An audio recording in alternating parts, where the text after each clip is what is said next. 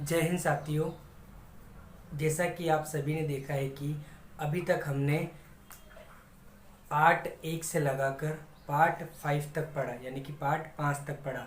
इसके अंदर हमने आपको भारत की राज्य व्यवस्था के बारे में बताया। भारत की राज्य व्यवस्था के बताने के बाद में जो भी ब्रिटिश शासन से प्रमुख एक्ट आते थे उनके बारे में आपको सूचित करवाया। उसमें हमारे कुछ एक्ट बाकी रहे हैं, जिनमें से भारत शासन अधिनियम 1935 देख लीजिए। आगे देखें हम तो क्रिप्स मिशन 1942, बेवेल योजना 1945 और शिमला समझौता 1945, कैबिनेट मिशन 1946। ये जो है हमें 4-5 और पढ़ना बाकी रह गया है। तो इसके पढ़ने के बाद हम जो है संविधान सभा का निर्माण कैसे होता है, क्या क्या प्रक्रिया होती है, कौन सदस्य होता है और संविधान सभा में जो भी प्रोसेस हुआ संविधान के निर्माण में, उन सभी बारे में हम आपसे बात करेंगे। ठीक है, तो ये हम बताने जा रहे हैं। सबसे पहले तो भारत शासन अधिनियम 1935। भारत शासन अधिनियम 1935, इसका भारतीय संविधान ने बहुत ही प्रमुख स्थान रहा है, बहुत ही मुख्य स्थान रहा है। जैसे कि देखिएगा, आपने यहाँ पर लिखा हुआ है, इसे भारतीय संविधान का सबसे बड़ा स्रोत माना जाता है। किसे माना जाता है? भारतीय संविधान का सबसे बड़ा स्रोत माना जाता है। किसे? भारत शासन अधिनियम 1935 को भारतीय संविधान का सबसे बड़ा स्रोत माना जाता है। फिर हम बात करें तो इसी के अंतर्गत प्रांत में द्वैत शासन की व्यवस्था की समाप्ति और केंद्र में द्वैत शासन प्रारंभ किया गया। जैसा कि हमने पिछले एक्ट में पढ़ा था, जिसमें बताया गया था कि द्वैत शासन लागू किया गया। द्वैत शासन में क्या होता था? केंद्र के पास तो शक्ति होती थी, लेकिन प्रांत जो होता था उसके पास भी अपनी अलग शक्ति होती थी, वहां पर भी अलग अलग पद रखे गए थे। लेकिन अब क्या हुआ, जो प्रांत के पद थे, प्रांत के जो पदाधिकारी थे, उनको उनके पद से हटा दिया गया फिर से, और द्वैत शासन जो है कहां पर प्रारंभ कर दिया? केंद्र में, सेंट्रल लेवल पर जो है द्वैत शासन प्रारंभ कर दिया। कौन से अधिनियम के अंतर्गत? भारत शासन अधिनियम 1935 के अंतर्गत प्रांतीय द्वैत शासन को समाप्त कर दिया गया और केंद्रीय द्वैत शासन को लागू कर दिया गया। ठीक है, फिर हम आगे बात कर रहे हैं। इसी अधिनियम के अंतर्गत RBI, reserve bank of India की स्थापना की गई। रिजर्व बैंक ऑफ इंडिया की स्थापना कब हुई? 1935 में। ठीक है, तो यहाँ पर 1935 में जो है रिजर्व बैंक ऑफ इंडिया की स्थापना हुई थी। कब हुई? RBI, reserve bank of India, इसकी स्थापना भारत शासन अधिनियम 1935 के अंतर्गत हुई। कहां पर? भारत में। ठीक है, तो भारत शासन अधिनियम 1935 के अंतर्गत रिजर्व बैंक ऑफ इंडिया की स्थापना हुई। ठीक है, फिर हम आगे बात कर रहे हैं। इसी अधिनियम के तहत फेडरल कोर्ट, संघीय न्यायालय दिल्ली में स्थापित किया गया। इसके पहले संघीय न्यायालय क्या था? कहाँ था? कोलकाता में। मैंने आपको बताया था रेगुलेटिंग एक्ट 1773, इसके अंतर्गत जो है एक संघीय न्यायालय की व्यवस्था की गई। लेकिन अब मैं आपको बता रहा हूँ कि फेडरल कोर्ट, यानी कि अब कहाँ इसको स्थानांतरित कर दिया? नई दिल्ली में। कहाँ पर स्थानांतरित कर दिया इसको? दिल्ली में स्थानांतरित कर दिया। कहाँ स्थानांतरित किया? दिल्ली में स्थानांतरित किया, स्थापित किया। फिर हम आगे बात कर रहे हैं। अंग्रेजों द्वारा अपने ही बनाए गए सुप्रीम कोर्ट को समाप्त कर, अंग्रेजों ने जो सुप्रीम कोर्ट उन्होंने बनाया था उन्होंने ही उसको समाप्त कर 1961 में। कब? 1961 में। जिस समय मैंने आपको बताया था कि भारत में गोवा को केंद्र शासित प्रदेश का दर्जा मिला था और पुर्तगालियों को यहाँ से भगाया गया था। कब? 1961 ईस्वी में। तो क्या हुआ यहाँ पर? अंग्रेजों द्वारा अपने ही बनाए गए सुप्रीम कोर्ट को समाप्त कर 1961 में संघीय न्यायालय की मुहिम मिलने पर इंग्लैंड में प्रीवी काउंसिल में जाया जा सकता था। ठीक है, इंग्लैंड में कहां पर? एक सेकंड, में हाई कोर्ट बनाया गया। कहां पर? अंग्रेजों द्वारा अपने ही बनाए गए सुप्रीम कोर्ट को समाप्त कर 1961 में हाई कोर्ट एक्ट बनाया गया। कब बनाया गया? 1961 में अंग्रेजों द्वारा अपने ही बनाए गए सुप्रीम कोर्ट को समाप्त कर दिया गया। कब? 1961 में, और हाई कोर्ट एक्ट को बनाया गया। ठीक है, इनकी 3 खंडपीठ रही। पहली कहाँ रही? तो कोलकाता, दूसरी मद्रास, तीसरी बॉम्बे। तो याद रख लेना 1962 में इसकी खंडपीठ बांटी गई। दिल्ली हाई कोर्ट 1961 जो कि वहां पर स्थापित किया गया था, उसको 1962 में उसकी 3 खंडपीठ रखी गई। पहली कोलकाता, दूसरी मद्रास और तीसरी कहां पर आती है? तीसरी हमारे सामने है दिल्ली, तीसरी हमारे सामने बॉम्बे, यानी कि जिसको आप मुंबई के नाम से जानते हो। इन 3 खंडपीठों में बांटा गया है। जैसे कि हम आगे बात करें तो हमारे मध्य प्रदेश की बात करें, मध्य प्रदेश का जो उच्चतम न्यायालय है वह जबलपुर में है और उसकी भी खंडपीठ है। उसकी खंडपीठ कहाँ पर है? एक तो ग्वालियर में है और एक इंदौर में है। ग्वालियर और इंदौर ये दोनों खंडपीठ 28 अगस्त 1968 को इन दोनों खंडपीठों को बनाया गया। कौन सी खंडपीठों को? जबलपुर की खंडपीठ। खंडपीठ क्या होती है? खंडपीठ वो होती है जिसमें कि जबलपुर का जो उच्च न्यायालय है वह अपना कार्यभार संभाल नहीं पाता है, उसके कारण उसके ऊपर बहुत ज्यादा बोझ हो जाता है, जिसके कारण उसे 2 खंडपीठ बनाई गई उसकी। कौन सी? एक तो इंदौर और एक ग्वालियर। ठीक है, कब बनाई गई? 1968 में, अभी आपको मैंने बताया। ठीक है, तीसरी प्रस्तावित है। अगर फिर भी जरूरत लगे कि जबलपुर जो उच्च न्यायालय है वह अपने कार्यभार को नहीं संभाल पा रहा है और तीसरी उच्च न्यायालय की तीसरी खंडपीठ की जरूरत पड़ी, तो फिर वो हम भोपाल में प्रस्तावित है। कहां पर प्रस्तावित है? भोपाल में प्रस्तावित है। ठीक है, तो ये हो गया। तो अब इससे बात करते हैं खंडपीठ में बांट दिया गया। संघीय न्यायालय में मुहिम नहीं मिलने पर इंग्लैंड के प्रिवी काउंसिल में जाया जा सकता है। जैसा कि हम बात करें कि ये संघीय न्यायालय बनाया गया, संघीय यानी कि सभी राज्यों का संघीय न्यायालय। तो इस न्यायालय में होता क्या है कि अगर आपको मुहिम ना मिले, अगर आप जो चाहते हो, आपके फैसले का जो जिस प्रकार का आपका फैसला आप चाहते थे वो नहीं मिला, आपको अपना पूरा जो भी है पूरा अधिकार नहीं मिला, या फिर पूरा आपका रिजल्ट नहीं आया संघीय न्यायालय में जो भी आपने यहाँ पर सुनवाई पेश की थी उसका, तो याद रख लेना आप कहाँ जा सकते हो? प्रीवी काउंसिल इंग्लैंड में वहाँ जा सकते हो। अगर आपको भारत के सुप्रीम कोर्ट में अगर जो है इसकी पूरी आपको अधिकार नहीं मिलता है पूरा, तो ठीक है। फिर हम आगे बात कर रहे हैं अगस्त प्रस्ताव। ये कब आया? अभी हमने बात करा भारत शासन अधिनियम 1935 जो कि खत्म हो जाता है। इसके अंतर्गत केंद्रीय द्वैत व्यवस्था लागू की गई। इस अधिनियम के अंतर्गत आरबीआई की स्थापना की गई, फेडरल कोर्ट संघीय न्यायालय की स्थापना की गई 3, और इसके बाद में हाई कोर्ट बनाया गया 1962 में, 3 खंडपीठ रखी गई।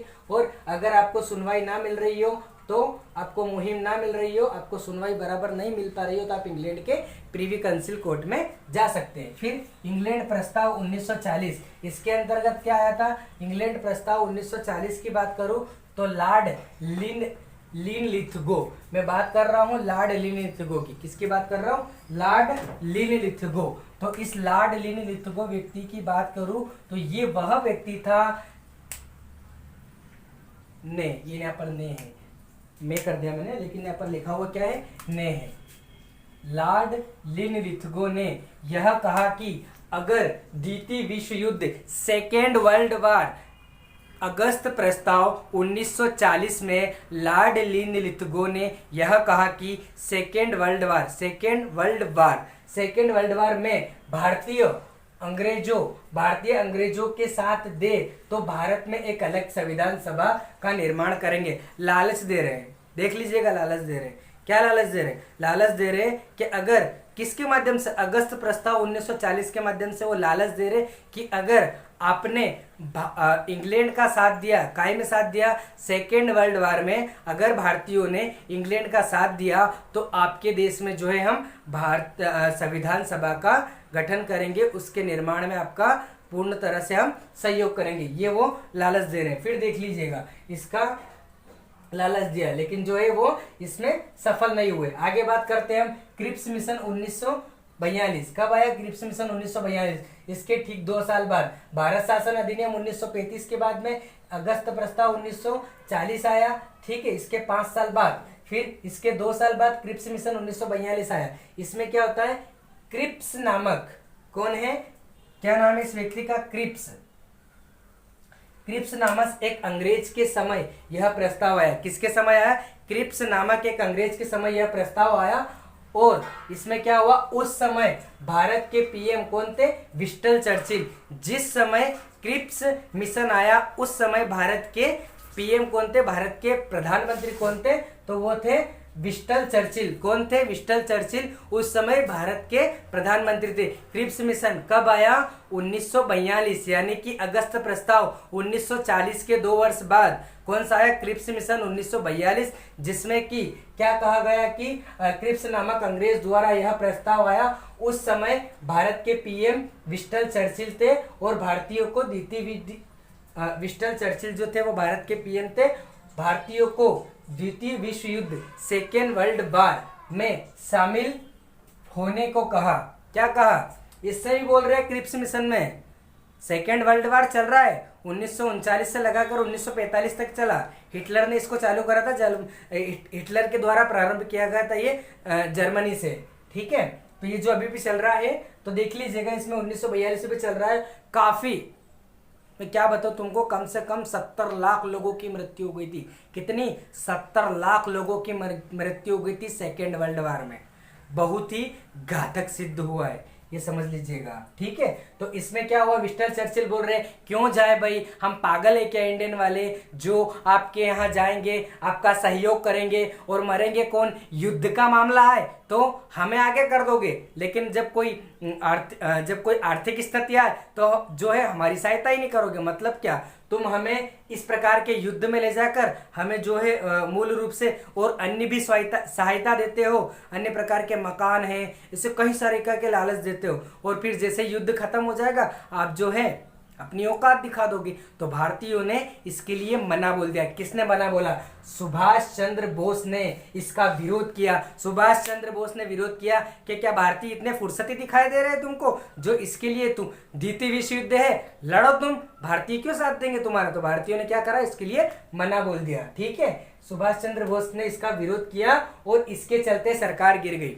किसकी, विंस्टन चर्चिल की सरकार गिर गई, खत्म हो गई विंस्टन चर्चिल की सरकार। क्यों, विंस्टन चर्चिल ने क्रिप्स मिशन 1942 में, विंस्टन चर्चिल जो कि भारत के पीएम थे, उन्होंने कहा था कि अगर आप सेकेंड वर्ल्ड वार में अंग्रेजों यानी कि हमारा साथ दोगे तो हम जो है आपके भारत के संविधान निर्माण में आपकी पूरी मदद करेंगे। लेकिन हमारे देश के सुभाष चंद्र बोस ने जो है इसका पूर्ण रूप से विरोध किया, और विरोध करने के पश्चात जो है विंस्टन चर्चिल की सरकार क्या हो गई, गिर गई। इसके चलते सरकार गिर गई। किसकी सरकार गिर गई, विंस्टन चर्चिल की सरकार गिर गई। कौन से एक्ट के अंतर्गत विंस्टन चर्चिल की सरकार गिरी, क्रिप्स मिशन 1942 के अंतर्गत इसकी सरकार गिरी। किसकी, विंस्टन चर्चिल की, जो कि भारत के पीएम रहे। फिर आगे देखिएगा, और चुनाव पश्चात क्लीमेंट एंटली भारत के नए पीएम बने, जो भारत की आजादी के समर्थक रहे। ऐसे पीएम का नाम बताओ जो भारत की आजादी में समर्थक रहे, तो उसका नाम था क्लीमेंट एंटली, जो कि भारत के पीएम रहे और वो भारत की आजादी में जो है उन्होंने अपना समर्थन दिया। किसने, क्लीमेंट एंटली ने भारत के पीएम बने और भारत की आजादी में उन्होंने जो है समर्थन दिया कि भारत आजाद होना चाहिए। ठीक है, फिर हम बात कर रहे हैं बेवेल योजना। बेवेल योजना कब आई, 1945 में। कब हुई बेवेल योजना, 1945 में। इसमें क्या होता है, जब लॉर्ड डेविल भारत के वाइसराय बने, इसके बाद में कौन बने 1945 में, इसके ठीक 3 साल बाद बेवेल योजना आई। किसकी, क्रिप्स मिशन 1942 के 3 वर्ष बाद बेवेल योजना आई, जिसमें कि लॉर्ड डेविल भारत के वाइसराय बने। क्या बने, भारत के वाइसराय बने। कौन बने, लॉर्ड डेविल भारत के वाइसराय बने। तो उन्होंने भारतीयों के लिए, किसके लिए, भारतीयों के लिए एक प्रस्ताव रखा, जिसमें कहा कि मुस्लिम लीग और कांग्रेस के सदस्य मिलकर वाइसराय की कार्यकारी परिषद में शामिल हो और भारत के लिए नए संविधान का निर्माण हो। मैं बात कर रहा हूँ बेवेल योजना 1945। बेवेल योजना 1945, जब लॉर्ड डेविल, किसकी बात कर रहा हूँ, लॉर्ड डेविल भारत के वाइसराय बने, तो उन्होंने क्या कहा कि भारतीयों के लिए एक प्रस्ताव रखा कि मुस्लिम लीग और कांग्रेस के जो सदस्य हैं वो दोनों मिलकर वाइसराय के कार्यकारी परिषद में शामिल हो। अगर उन्होंने क्या बोला, बेवेल योजना में जो है लॉर्ड डेविल ने क्या बोला कि अगर मुस्लिम लीग और कांग्रेस के जो सदस्य हैं वो दोनों मिलकर अगर हमारी जो भी ये शासन की कार्यकारी परिषद है इसमें अगर शामिल होते हैं तो हम आपके भारत देश के लिए एक नए संविधान के निर्माण में आपका योगदान करेंगे। ये किसने बोला, ये बोला लॉर्ड डेविल ने। ठीक है, फिर हम आगे बात करते हैं शिमला सम्मेलन 1945। ये भी 1945 में मोहम्मद अली जिन्ना ने पाकिस्तान की मांग की। मोहम्मद अली जिन्ना जो कि मुस्लिम लीग का प्रमुख अध्यक्ष था, मुस्लिम लीग का प्रमुख अध्यक्ष मोहम्मद अली जिन्ना ने पाकिस्तान की मांग की। इसके बाद में ये जो व्यक्ति है मोहम्मद अली जिन्ना, ये संविधान सभा की बैठक में भी नहीं आया। क्यों नहीं आया? क्योंकि इसको पाकिस्तान चाहिए था, पाक चाहिए था। पाक का मतलब क्या होता है, जैसे कि हिंदू धर्म में किसी चीज़ को हम पवित्र मानते हैं ना, उसी प्रकार से पाक क्या होता है, मुस्लिम धर्म में किसी चीज़ को पवित्र मानना पाक कहलाता है। पाकिस्तान। तो मोहम्मद अली जिन्ना जो है वो वहाँ के राष्ट्रपिता है। कहाँ के? पाकिस्तान के राष्ट्रपिता है। ठीक है, ये भी मैं आपको बता दूं। फिर आगे बात करते हैं, ये आपको समझ आया होगा। फिर हम बात कर रहे हैं कैबिनेट मिशन 1946। कैबिनेट मिशन 1946 संविधान सभा के गठन के लिए यह प्रस्ताव आया। कैबिनेट मिशन 1946 कब आया, क्यों आया? 1946 में आया, संविधान सभा के गठन के लिए आया। सवाल खड़ा होता है कि संविधान सभा के गठन के लिए कौन सा प्रस्ताव आया था? तो कैबिनेट मिशन 1946 के अंतर्गत संविधान सभा का गठन करने के लिए यह प्रस्ताव भारत आया। कौन सा? कैबिनेट मिशन 1946 के अंतर्गत भारत में क्या हुआ, भारत में संविधान सभा के निर्माण के लिए जो है यह प्रस्ताव आया। फिर हम आगे बात कर रहे हैं, अब भारत में संविधान सभा के निर्माण की प्रक्रिया प्रारंभ हुई। अब क्या हुआ? 1946 में भारत में संविधान सभा के निर्माण की प्रक्रिया प्रारंभ हो गई। अब सर बोलोगे, सर क्या बोल रहे हो आप, क्या है ये इसलिए है भाई क्योंकि जिस समय देश आज़ाद नहीं हुआ था उसी के पहले संविधान निर्माण की प्रक्रिया चालू हो गई थी। ठीक है, देश आज़ाद नहीं हुआ था। दरअसल मैं आपको बता दूं कि आप लोग बोलते हो 15 अगस्त 1947 को जो है देश आज़ाद हुआ था, यानी कि 14 अगस्त की अर्धरात्रि को। तो जो है इसका कारण ये है कि उस दिन भारत और पाक का विभाजन हुआ था। भारत और पाक का विभाजन हुआ था। जो देश को आज़ाद होने की प्रक्रिया है वो तो पहले ही प्रारंभ हो चुकी थी। ठीक है, जैसे कि मैं आपके सामने बात कर रहा हूँ कैबिनेट मिशन 1946। ठीक है, तो ये जो है संविधान सभा के गठन की जो प्रक्रिया है वह प्रारंभ हो गई थी। इसके 3 सदस्य थे। अध्यक्ष कौन थे? पेथिंग लॉरेंस। कैबिनेट मिशन 1946 आया था, उसके 3 सदस्य में से अध्यक्ष थे पेथिंग लॉरेंस। कौन थे? पेथिंग लॉरेंस। फिर हम आप बात करें तो एवी अलेक्जेंडर स्टेफोर्क क्रिप्स, ये जो थे इनके सदस्य थे। ठीक है, तो आप इसका अच्छा सा स्क्रीनशॉट लीजिए और अच्छे से अपने नोट्स तैयार कीजिए। ठीक है, इसी के साथ में हमारे द्वारा भारत से जो भी एक्ट आए थे, ब्रिटेन से जो भी एक्ट भारत के लिए आए थे, उन सभी एक्ट को, भारत की राज्य व्यवस्था को हमने जो है उसकी एक स्टेप बनाकर आपको समझा दिया है। अब हम जो है भारत में संविधान सभा का गठन कैसे होता है इसके बारे में अगले टॉपिक से जानेंगे। तो 1 से 6 पार्ट तक जो है हमें एक्ट और राज्य व्यवस्था के बारे में पता चला भारत की। इसके बाद में हम कल के पार्ट से भारत में संविधान सभा का निर्माण कैसे होता है उसके बारे में जानेंगे। ठीक है साथियों, तो जो है आप इसका अच्छे से नोट्स बनाइए और अपनी स्टडी को बहुत अच्छे से कंटिन्यू करिए और डेली पढ़िए, क्योंकि पढ़ना बेहद ही ज़रूरी है। ये हमारे मन में अध्यात्म लाता है और अध्यात्म वो चीज़ होता है जो कि आपके मन में आत्मविश्वास जगाता है, जिससे कि आप बड़ी से बड़ी शक्ति, और पढ़ रहे हो तो ये आपके लिए बहुत बड़ा आत्मविश्वास है। पढ़ने के लिए कोई आपको कोई समझाए ये ज़रूरी नहीं हो सकता, लेकिन आप खुद समझे ये आपके लिए बहुत ही इम्पोर्टेंट होता है, क्योंकि इससे आपका आत्मविश्वास बढ़ता है। जय हिंद साथियों, इसी के साथ में मैं चलता हूँ, आप इसका अच्छे से नोट्स तैयार कीजिए। ठीक है।